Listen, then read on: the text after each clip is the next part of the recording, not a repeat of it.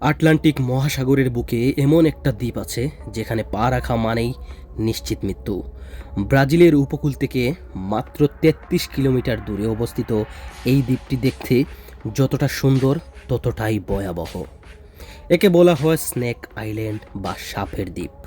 আজ আমরা জানব কেন এই দ্বীপে সাধারণ মানুষের যাওয়া আইনগত নিষিদ্ধ এবং কী লুকিয়ে আছে এই রহস্যময় দ্বীপের ভিতরে।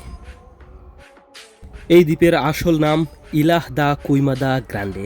প্রায় ১১০ একর আয়তনের এই দ্বীপটি একসময় মূল ভূখণ্ডের সাথে যুক্ত ছিল, কিন্তু প্রায় ১১,০০০ বছর আগে সমুদ্রপৃষ্ঠের উচ্চতা বেড়ে যাওয়ায় এটি মূল ভূখণ্ড থেকে বিচ্ছিন্ন হয়ে যায়।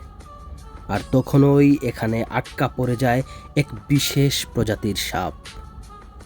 নাম হচ্ছে পৃথিবীর অন্যতম বিষাক্ত সাপ গোল্ডেন ল্যান্সহেড। এই দ্বীপের প্রধান রাজা হলো গোল্ডেন ল্যান্সহেড ভাইপার। মজার ব্যাপার হলো এই প্রজাতির সাপ পৃথিবীর আর কোথাও পাওয়া যায় না।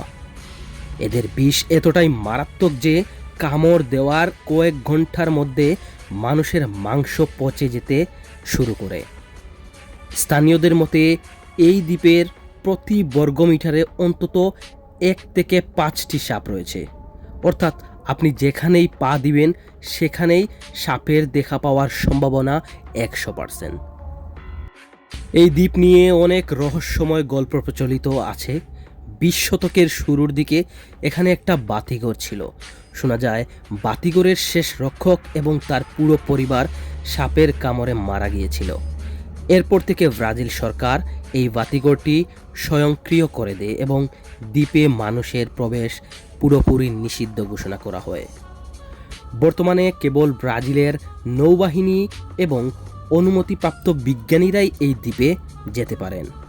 বিজ্ঞানীরা মূলত এই সাপের বিষ নিয়ে গবেষণা করেন, কারণ এই বিষ থেকে উচ্চ রক্তচাপ এবং হার্টের রোগের ওষুধ তৈরির সম্ভাবনা প্রচুর পরিমাণে রয়েছে।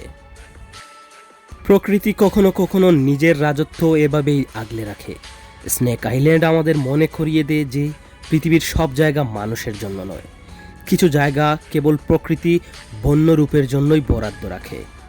ভিডিওটি ভালো লাগলে লাইক দিন এবং কমেন্টে জানান, আপনাকে যদি ১ কোটি টাকা দেওয়া হয় আপনি কি এক রাতের জন্য এই দ্বীপে থাকতে রাজি আছেন? অবশ্যই কমেন্ট করে জানিয়ে দিন। নতুন হলে চ্যানেলটা সাবস্ক্রাইব করে রাখুন এইরকম তথ্য পাওয়ার জন্য।